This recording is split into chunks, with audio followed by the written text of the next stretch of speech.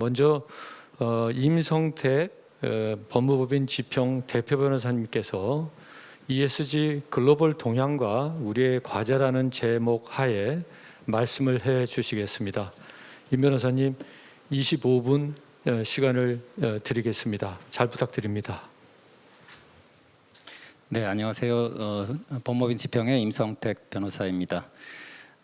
오늘 이제 두 개의 발제를 이제 저와 임대용 대표가 나눠서 하게 되어 있습니다. 제가 우선 좀 총론적인 얘기, 전반적인 얘기를 하고 저희 임대용 대표님이 이제 자본시장과 금융에 좀 포커싱해서 이야기를 하기로 역할을 나누었습니다. 혹시 임 대표님 이미 수풀님인가요, 막길님인가요?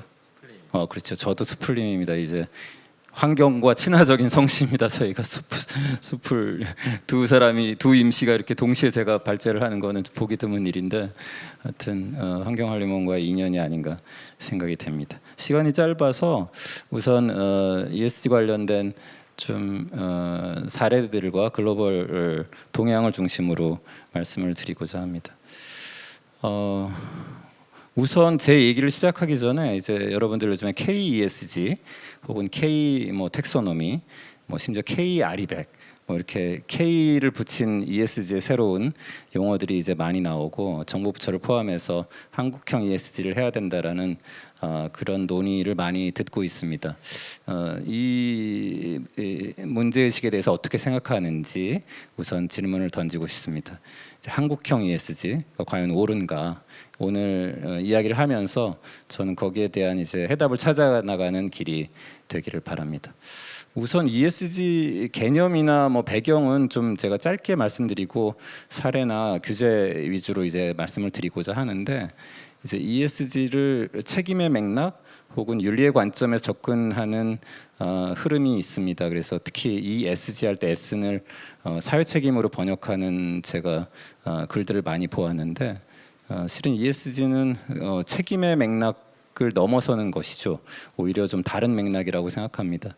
만일 책임의 맥락으로 본다면 사실은 지구를 위해서 환경 책임을 다해야 하고 기업이 사회적 책임을 다해야 하고 이런 이제 흐름들은 단순한 비용의 관점으로 접근하게 될 것 같습니다. 그런데 ESG는 오히려 이제 비즈니스의 조건과 환경의 문제이기 때문에 물론 비용이 드는 일이죠. 하지만 오히려 ESG를 소홀히 했을 때 리스크에 직면할 수 있고, ESG를 잘하면 기회를 얻을 수 있는 그런 맥락이라는 것을 강조드리고 싶습니다. ESG와 관련된 여러 이제 요소들은 많습니다. 그리고 이 많은 요소들은 또 시대의 변화에 따라서 새로 등장하기도 하고 또 강조되기도 합니다. 우리나라는 이제 환경 관련해서 주로 이제 기후 변화 대응이 많이 강조되고 탄소 중립과 관련된 여러 가지 이제 기업들의 아젠다들이 발표되고 있는데, 실은 최근에는 예를 들어 생물 다양성 문제랄지 아니면 물 이슈랄지 이렇게 점점 다변화되고 있고, 순환 경제 이런 것도 굉장히 중요해지는 것 같습니다. 사회와 거버넌스와 관련된 여러 가지 이슈들도 매우 중요하게 등장합니다. ESG의 배경으로는 여러 가지가 있을 수 있겠는데, 우선 저는 첫 번째 이제 ESG가 등장하게 된 계기는 책임 투자라고 생각합니다. 이제 2006년도에 만들어진 UN 코피 아난 사무총장이 주도하여 만든 이제 UN PRI가 제가 어저께 들어가 보니까 지금 이 2020년 기준으로는 3,308개 기관이 가입돼 있다고 돼 있는데, 어저께 홈페이지에 들어가 보니까 4,380개, 1년 사이에 무려 1,000개의 기관이 는 아주 비약적인, 정말 국제적으로도 이렇게 ESG 흐름이 급물살을 타고 있음을 반증하는 것이 아닌가 생각됩니다. 그리고 이 PRI에 서명한 기관들의 총 운용 자산은 정말 전 세계 운용 자산의 3분의 2 이상을 차지할 정도로 거대한 흐름이 우선 투자자들 측면에서 이루어지기 시작했습니다. ESG의 두 번째 배경으로는 이해관계자 자본주의를 들 수 있습니다. 조 위에 이제 다보스 포럼 이제 50주년 행사 그림이 그려져 있고 요 표도 다보스 포럼에서 이제 사용된 표인데요. 그러니까 주주 자본주의와 이제 이해관계자 자본주의를 대비하고 있죠. 최근에 어느 대선 후보가 이제 말씀을 해서 다시 각광을 받는 경제학자인 밀턴 프리드만이 이제 주주 자본주의의 이제 대표적인 주자인데, 이분은 기업이 이윤을 추구하는 것이야말로 사회적 책임을 다하는 것이다. 혹자들이 예컨대 환경에 대한 책임을 져야 한다랄지 인권이랄지 뭐 이런 사회적 책임을 다해야 된다는 얘기는 이건 사회주의적 행동이다라고까지 비난을 밀턴 프리드만이 했었습니다. 그런데 지금은 완전히 시대가 바뀌었죠. 그래서 주주 이익 못지않게 이해관계자의 이익을 조화롭게 균형을 갖도록 하는, 이거는 단지 어떤 입장과 의견의 변화라기보다는 저는 시대의 변화라고 생각합니다. 주주와 국가, 뭐 시민사회, 소비자, 임직원, 이런 이해관계들의 힘의 균형과 영향력이 기업에 굉장히 압도적으로 작용하고 있는 시대가 되었다라고 말씀을 드릴 수 있겠습니다. 세 번째는 이제 기후 위기인데, 사실은 이게 첫 번째 배경이라고 볼 수도 있죠. 오늘 환경한림원에서 ESG의 주제를 가지고 토론하게 된 것도 이거일 텐데요. 빌 게이츠가 쓴 기후재앙을 피하는 법이라는 책을 제가 최근에 읽고 여러 가지 생각이 들었습니다만은, 여기서 이제 기후 디제스터, 재앙이라고 하죠. 그러니까 기후 변화를 넘어서서 기후 위기, 기후 재앙까지 우리가 생각하게 되는 시대를 살고 있습니다. 빌 게이츠는 이 책에서 연간 배출하는 온실가스 510억 톤을 0으로 만들어야 된다라는 제안을 이제 사업가의 관점에서 이제 하고 있습니다. 결국 기후 이슈가 물론 이제 지구를 위한 어떤 선이나 어떤 윤리적 관점이 아니라 비즈니스를 하는 기업에 있어서도 아주 중요한 서바이벌 또는 어떤 새로운 기회를 창출하게 하는 그런 조건이 되고 있다는 것을 보여주고 있습니다. 네 번째 ESG의 배경으로는 기업의 변화를 들 수 있습니다. 2019년 9월에 미국의 비즈니스 라운드 테이블은 굉장히 유명한데요. 한국으로 따지면 정경련과 같은 대기업의 모임입니다. 이 비즈니스 라운드 테이블에서 선언을 발표했는데, 그 선언의 제목이 기업의 목적에 관한 선언입니다. 이 사진에서 보시는 것처럼 뭐 아마존 대표, 뭐 애플의 팀 쿡, 뭐 GM의 이제 사장님, 뭐 블랙록의 레리 핑크, 이런 사람들의 얼굴이 보이는데, 이분들이 모여서 기업의 목적에 관한 새로운 선언을 하는 것이죠. 과거 기업의 목적은 이윤을 창출하는 것, 돈을 버는 것이었습니다. 그런데 이 선언에서 밝히고 있는 것처럼 이해관계자를 위한 여러 가지 이제 아젠다를 제시하고 있습니다. 그래서 특히 이제 주목할 만한 것은 이 목적 중에 다섯 번째가 주주를 위한 장기적인 가치를 창출하는 것으로 되어 있습니다. 그러니까 종래에는 가장 첫 번째 기업의 목적이었던 주주 이익이 이제 다섯 번째로 가 있고, 오히려 고객에게 가치를 전하거나 임직원들, 공급자들, 이런 것들을 고려하는 것이 기업의 목적이라는 어떤 선언을 발표하기에 이르렀습니다. 다음 ESG의 배경으로는 저는 시장의 변화를 들고 싶습니다. ESG는 우리가 이제 제가 잠시 뒤에 규제에 관해서 이제 법률에 관해서 말씀을 드리겠습니다만, 오히려 법률의 변화라기보다 저는 시장의 근본적 변화라고 생각합니다. 법률은 그걸 쫓아가고 있을 따름이죠. 소비자들, MZ 세대로 대표되는 이제 임직원들, 이런 그 사회의 변화가 결국은 마켓을 이제 변화시키고 있는 것이죠. 제가 이제 그 예로 이제 이 여성이사 관련된 예를 들고 있는데요. 이제 제가 비욘드로 마켓 체인지라고 말씀을 드렸는데, 한국에는 이제 얼마 전에 자본시장법이 개정이 되어서 2조 이상 상장법인에서는 여성이사를 한 명을 의무적으로 두게 되어 있습니다.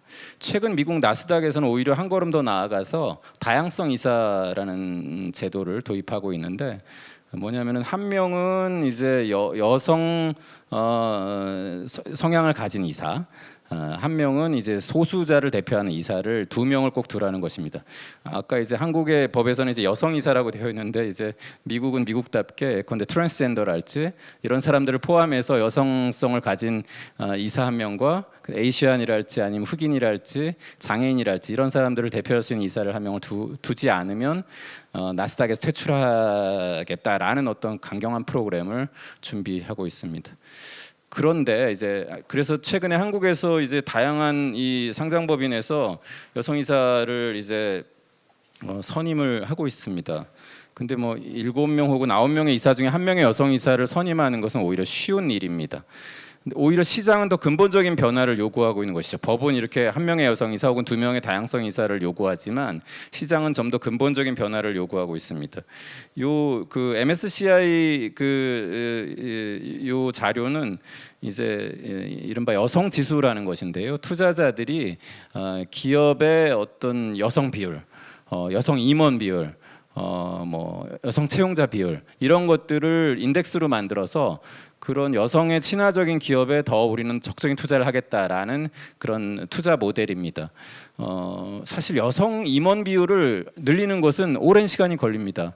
여성을 채용해서 여성이 일하기 좋은 직장을 만들고 승진에 있어서 차별하지 않을 때 여성 임원 비율이 늘어나죠. 그래서 한꺼번에 늘어날 수가 없습니다. 한국 기업의 여성 임원 비율은 대체로 제가 보니까 뭐 10% 에서 15% 정도입니다. 근데 외국 기업의 여성 비율은 뭐 30%, 유럽의 경우에는 50%를 넘기도 합니다. 요 하면은 이제 생략을 하고요. 이런 배경으로 ESG가 등장하고 강화되고 있습니다. 제가 아까 이제 ESG는 시장의 거대한 트렌드의 변화이고 법은 거기에 이제 쫓아가고 있다라고 말씀을 드렸는데 그래도 이 글로벌 규제가 어떻게 ESG 관련해서 바뀌고 있는 건지 말씀드리겠습니다. 우선 이 표는 이제 저희 ESG 센터에서 국내외의 ESG 규제를 E 영역, S 영역, G 영역으로 나누어서 리서치를 해본 자료입니다. 굉장히 다양하고 광범위한 제도와 법률들이 만들어지고 있습니다. 특히 이제 환경 분야는 탄소 및 이제 기후 정책뿐 아니라 자원순환, 생물 다양성 등 다양한 테마에서 새로운 규제가 활발해지고 있고요. 나아가서 이제 이것이 통상 이슈가 되고 있을 뿐만 아니라 이런 법률뿐 아니라 이제 다양한 이니셔티브들이 만들어지면서 자율 규제도 굉장히 커지고 있습니다. 사회 분야의 경우에도 인권이나 서플라이 체인, 공급망, 안전, 제품 책임 등 분야에서 법 제화가 강화되고 있고 지배 구조 분야에서는 공시의 범위와 대상이 이제 확대되고 있음을 알 수가 있습니다. 오늘 이제 저는 이러한 수많은 여러 이제 제도의 변화 중에서 몇 가지 테마에 관해서 좀 더 말씀을 드리고자 합니다. 우선 첫 번째는 탄소 국경 조정 메커니즘입니다. CBAM이라고 불리우는 이제 상단 오른쪽 편에 있는 표에서처럼 예컨대 EU에 이제 영내에서 제품을 생산할 때는 탄소 비용이라는 게 과도한 이제 탄소 규제를 EU가 하고 있으니까 탄소 비용이 이제 가격으로 전가될 것입니다. 그런데 역외에서 수입되는 상품에는 예를 들어서 그런 탄소 비용이 들지 않는 그래서 좀 더 저렴한 상품이 공급될 경우에 그 갭이 존재하죠. 그래서 그 갭만큼 조정 메커니즘을 통해서 조정을 하겠다는 것입니다. 결국 이제 EU 영내의 어쨌든 온실가스 저감 정책 혹은 친환경 비즈니스 정책만으로는 오히려 불평등과 기업의 어떤 사업 조건의 이제 차등성 이런 것들이 발생되기 때문에 오히려 역외에서 들어오는 제품에 대해서 또 이제 그런 규제를 하고 이를 통해서 결국은 탄소 중립이랄지 이런 것을 좀 더 앞당겨서 달성하겠다라는 것입니다. 탄소 국경 조정 제도는 뭐 여러 가지 방식이 있는데 탄소세를 부과하는 방식, 탄소 관세를 부과하는 방식, 혹은 배출권 거래제와 연동하는 방식이 있습니다. 최근 이제 EU가 이제 이걸 가장 앞장서서 진행하고 있고 Fit for 55라고요. 2030년까지 55%의 탄소를 감축하기로 한 입법안 패키지를 Fit for 55라고 얘기하는데요. 그에 따르면 탄소 국경 조정 제도를 탄소 배출권 EU ETS 탄소 배출권 거래제와 연동해서 진행하려고 하는 그런 입법안을 모색하고 있습니다. 미국도 이에 따라 이제 바이든 정부 이후에 이런 좀 뒤떨어진 ESG 규제를 새롭게 강화하고 ESG를 굉장히 중요하게 하려고 진행하고 있습니다. 그래서 탄소 국경 조정 제도에 대해서 적극적인 검토를 미국에서도 하고 있습니다. 두 번째로는 환경 및 이제 인권 실사 의무화가 법제화되고 있음을 이제 말씀드릴 수 있겠습니다. 이 표는 EU에서 이제 환경 및 인권 실사 의무가 법제화되고 있는 나라들의 모습을 이제 한 화면에 담은 것인데요. 그러니까 이제 기업에 대해서 이제 환경 실사랄지 아니면 인권 실사를 이제 의무화하는 것입니다. 그래서 기업의 환경 책임을 다하고 그리고 인권 존중을 할 수 있는 기업 환경을 만들자는 것인데 그 범위가 점점 확대되어서 EU 의회가 2021년 3월달에 채택한 그 법안에 따르면 공급망에까지 환경과 인권, 거버넌스 실사를 의무화하는 법안을 채택했고 이것이 이제 각국에서 실제 규범력 있는 법률로 만들어지고 있는 추세에 있습니다. 만약 이 법안이 통과된다면 EU에서 우리가 지사나 공장을 두고 활동하는 우리나라 기업들 혹은 EU의 기업들과 공급망 관계로 연결되어 있는 우리나라 기업들은 EU에 물건을 수출하거나 EU에서 비즈니스를 하려고 할 때 이런 환경 실사와 인권 실사를 스스로 하거나 아니면 공급망의 요구에 따라서 실사를 받아야 되는 그런 상황에 직면하게 되었습니다. 이 다음 페이지는 이제 그런 것들이 EU를 비롯해서 각 나라에서 어떻게 법률화되고 있느냐라는 것을 간략히 정리했습니다. 세 번째로는 그 정보 공시 관련된 얘기를 하고 싶습니다. 아시다시피 우리나라는 현재 주권상장법인 2조 이상의 상장법인에 한해서 ESG 중에 G 공시만 의무화되어 있습니다. 그 지배구조 공시만 의무화되어 있고요. 요거를 이제 점차 확대해서 2026년부터 지배구조 공시를 모든 상장법인으로 확대하고 그리고 2030년부터 이제 모든 상장법인에게 지속가능성 보고서를 내겠다라는 것이 현재 한국의 계획입니다. 이 계획을 접하고 많은 한국 기업들이 이것도 굉장히 새로운 규제이고 과도한 부담이다라고 비판을 하고 있었습니다만 실은 해외 사례에 비춰보면 굉장히 늦은 공시 의무화입니다. 예컨대 EU에서는 이미 2017년 1월부터 500인 이상 대기업이 ESG에 관한 비재무 정보를 모두 공시할 것을 요구하고 있습니다.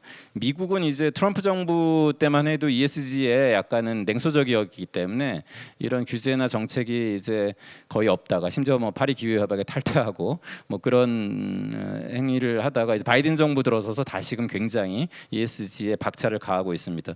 제가 여기서 좀 눈여겨봤던 것은 중국이나 베트남, 심지어 베트남도 2016년부터 E와 S에 관한 이제 공시가 의무화되어 있다는 겁니다. 우리나라는 2030년에 이르러서야 비로소 ESG에 관련된 지속가능 보고서를 공시하도록 하고 있는데 이렇게 굉장히 공시 의무에 있어서 격차를 보이고 있다.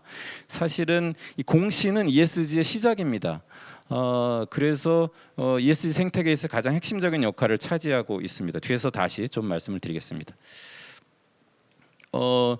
ESG 관련된 시장의 흐름을 좀 더 말씀드리겠습니다. 뭐 이렇게 이거는 이제 레리 핑크 회장이 연례서한을 보내는 것에 대한 문구를 제가 좀 정리해 보았는데 이 연례서한만 쭉 읽어봐도 ESG에 대한 공부가 될 정도로 굉장히 적극적으로 이 블랙락은 ESG에 대해서 드라이브를 걸고 있습니다. 아시다시피 블랙락은 거의 9천조 일경에 가까운 총 자산, 운용 자산을 가지고 전 세계적으로 투자를 하는 자산 운용사입니다. 거기서 ESG를 이렇게 강조하고 있고 적극적인 주주 활동 및 이제 인게이지먼트라고 하는데요. 한국 기업에 대해서도 ESG 관련돼서 여러 가지 정보 공개와 심지어는 어떤 정책을 수립할 것을 요구하고 있습니다. 그러다 보니 자연스럽게 투자의 변화가 나타납니다. 여기 이제 표를 보시면 이제 스펙트럼 오브 캐피털이라 그래서 맨 오른쪽에 이제 필란트로피 기부가 있습니다. 그 다음에 맨 왼쪽에 전통적 투자가 있습니다. 전통적 투자는 financially, 그러니까 이제 현금 수입을 얻기 위해서, 수입을 창출하기 위해서 이루어지는 투자이고, 기부는 말 그대로 이제 기부를 하는 것입니다. 이 사이에 앞서 말씀드린 이제 책임 투자가 등장을 했고, 책임 투자 중에서 좀 더 사회 문제와 환경 문제를 해결하는 것을 목적으로 하는 임팩트 투자까지 이렇게 다양해지는 이제 투자의 형태를 보이고 있습니다. 금융도 굉장히 큰 변화를 보이고 있습니다. 제가 그 중에 한 예로 적도 원칙을 이제 말씀을 드리는 것인데요. 이 적도 원칙은 이제 파이낸셜 프로젝트 파이낸스에서 이제 환경과 인권을 고려해서 이제 대출을 하겠다라는 그런 원칙입니다. 공급망의 변화도 뚜렷하죠. 사실 우리나라의 SK그룹을 포함해서 많은 기업들이 아리백 선언을 했습니다. 거의 지금 한 10개 정도 기업이 선언을 하고 있는데, 그 선언을 한 이유를 제가 물어보면 애플이나 마이크로소프트나 이런 데의 요구 때문에 시작하게 되었다는 것이죠. 그러니까 한국의 어느 법에도 재생에너지로만 사업을 하라고 되어 있지 않습니다. 그러나 결국 이런 공급망이 변화하면서 그런 요구에 우리는 직면하고 있는 것이죠. 이런 서플라이 체인 관련된 활동을 잘하는 데가 애플인데, 애플은 이렇게 서플라이 공급망 관련해서 세 가지 카테고리로 공급망에 관한 실사를 하고 교육을 하고 있습니다. 시간이 제가 많이 지나서 이런 기업이 목적을 아예 그 정관을 바꾸는 SK의 사례도 있고요. 그다음에 제너럴 모터스가 작년에 이제 선언을 했죠. 이제 자기네들이 내연기관차를 더 이상 2035년부터 생산하지 않겠다라는 선언을 했는데, 자기네는 이제 전기차 회사로 전환하겠다라는 선언이죠. 그런데 요 아래쪽 표를 보시면 현재 제너럴 모터스는 98%를 이제 내연기관차를 생산하고 있습니다. 그러니까 단지 2%만이 이제 친환경 차량인데 전기차 회사로의 전환을 선언할 정도로 그만큼 환경 이슈가 기업에 이제 문제가 되고, 자연히 이제 환경 경영이 주류화되고 있으며, 그런 것의 하나의 큰 흐름으로 신재생 에너지, 재생 가능 에너지를 100% 사용하겠다라는 기업들의 서약, 그리고 이런 서약이 공급망에까지 강력하게 요청되고 있는 상황입니다. 임팩트 비즈니스는 사회 문제를 해결하기 위한 비즈니스를 얘기하고요. 포용적 비즈니스는 한 걸음 더 나아가서 사회적 약자를 포용하는 비즈니스를 얘기하는데, 이런 사례들도 기업들이 이제 새롭게 등장하고 있습니다. 저 아프리카의 코카콜라 사례는, 이제 아프리카에는 차량이 들어갈 수 없어서 배송을 할 수 없는 그런 지역들이 상당히 많습니다. 그것을 매뉴얼 이제 배송 센터라는 것을 만들어서 자전거나 걸어서 코카콜라를 배송하는 센터를 만들었는데, 그것이 거의 이제 아프리카에 코카콜라가 없는 곳이 없는 코카콜라 매출을 만들어냈고요. 근데 그 매뉴얼 센터에 일자리가 엄청나게 만들어지면서 아프리카 사람들이 결국은 고용도 창출이 되고, 그 밑에 라스트 마일 프로젝트는 뭐냐면, 그러니까 코카콜라가 어디든 들어가니까 의약품을 그 배송망을 통해서 집어넣어서 결국은 이런 의약 문제를 동시에 해결하는 프로젝트를 이야기합니다. 이렇게 기업들이 이제 변화를 보이고 있습니다. 그럼 한국의 현황은 어떻게 될 것인지 이 부분을 이제 마지막으로 말씀을 드려야 되겠습니다. 제가 이제 생각하는 ESG의 발전 단계는 이렇게 4단계로 나누어 보았는데요. 첫 번째 단계는 ESG 지속가능 경영 보고서를 이제 발간하고 CSR 팀 정도에서 ESG 업무를 이제 막 하는, 그러니까 ESG를 일종의 사회공헌이나 홍보의 관점에서만 바라보는 회사입니다. 두 번째 단계는 이제 ESG에 관해서 이제 공부를 시작하고 CEO나 회사 차원에서 ESG 위원회를 막 만들고 이런 단계이죠. 대부분의 한국 기업들은 이 두 번째 단계인데요. 세 번째는 거기 한 걸음 더 나아가서 뭔가 이제 이사회단에서 ESG를 챙기기 시작하는 그런 단계이며, 네 번째 단계는 실제로 구매, 뭐 영업, 마케팅, R&D 뭐 이런 개별 부서에서 ESG를 내재화해서 강론적인 작업을 진행하는 단계입니다. 솔직히 말씀드려서 한국 기업에서 4단계까지 간 회사가 있을까 저는 상당히 의문이고요. 아직 대부분은 1, 2단계 정도의 모습을 보이고 있지 않을까 생각합니다. 제가 그와 관련해서 몇 가지 이제 징표를 말씀드리면 우선 첫 번째 이거는 한국표준협회 통계를 제가 참조했는데요. 2020년 현재 지속가능 경영 보고서를 발간하는 기업은 138개입니다. 그런데 한국의 상장 기업 수는 2,268개이고요. 코스피만 해도 800개 기업이 상장되어 있습니다. 전 세계적으로 보면 작년인가 KPMG 조사한 게 있었는데 25개 국가의 100대 기업들 2,500개 기업을 조사해 봤더니 지속가능 보고서 발간 비율이 80%에 이르렀습니다. 근데 한국은 보시다시피 상장 기업의 거의 10분의 1도 안 되는 20분의 1 정도밖에 안 되는 기업만이 지속가능 보고서를 발간하고 있습니다. 여기에 더해서 인권 경영 보고서 물론 이제 공기업들은 이제 문재인 정부 이후에 이것을 드라이브를 걸었기 때문에 많이 발간하고 있는데 사기업 중에서 인권 경영 보고서를 별도로 발간한 기업은 SK 하이닉스 한 군데밖에 없습니다. 반면 네슬레 같은 회사는 이미 2013년부터 인권 영향 평가를 실시하고 인권 보고서를 발간해 왔습니다. UN 글로벌 컴팩트라고 이제 UN이 꾸린 이니셔티브인데요. 인권, 노동, 환경, 반부패 등을 이제 이슈로 하는 그런 단체입니다. 여기 한국이 가입된 기업이 269개인데요. 일본은 437개고요. 그럼 일본은 뭐 국가 규모도 크고 인구도 많으니 당연히 2배 정도는 되지 않을까라고 얘기하실 수 있을 텐데 덴마크 498개, 스웨덴 449개입니다. 그러니까 이 숫자를 보더라도 그렇고요. 마지막으로 이제 공정노동협회라는 데는 미국에 꾸려져 있는 NGO인데요. 일종의 이제 다국적 기업들이 가난한 나라에 진출해서 정말 임금 착지 저임금으로 생산을 하는 이런 공급망에 대해서 문제 제기를 하는 단체입니다. 그래서 여기서 공정 임금 이런 얘기를 하는데, 그러니까 해외에 진출했을 때 그 임금을 이제 최저 임금을 넘어서는 생활할 수 있는 임금을 주자는 그런 건데 한국은 한 군데도 가입되어 있지 않습니다. 심지어 일본이나 홍콩 제가 찾아보니까 타이완, 말레이시아에 있는 기업들도 가입되어 있는 기업이 있습니다.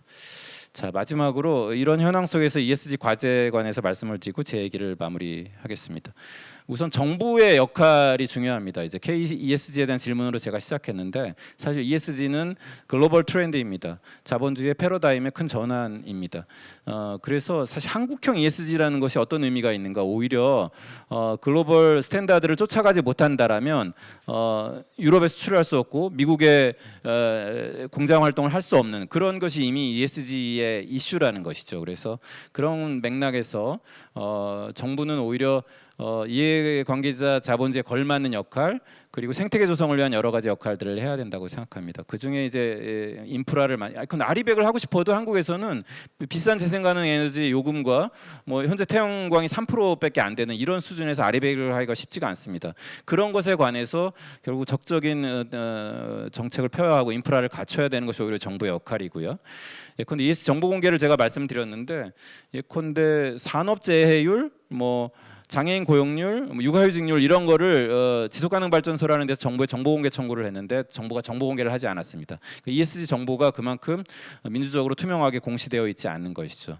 따라서 이런 정보공개와 워싱에 관해서 정부가 역할을 해야 되지 않을까 생각이 되고요. 기업들은 약간은 제가 보기에는 현재는 이게 ESG가 정말 일시적 유행이 아니네 이런 것 때문에 다들 뭔가 이제 발걸음을 띄었습니다라면은 아직은 약간은 저는 이제 워싱이라고는 얘기 안 하고 이제 포장이라고 얘기하는데 약간 ESG를 포장하는 홍보용으로 사용하는 기업들이 아직 한국의 현실이 아닌가 싶습니다. 따라서 ESG는 이런 기업의 목적에 대한 질문이고 기업과 사회의 관계에 대한 질문이며 기업 가치에서 비재무적 요소에 관한 이제 질문이기 때문에 이런 것에 관해서 기업이 좀 더 적극적으로 고민을 해야 되지 않을까.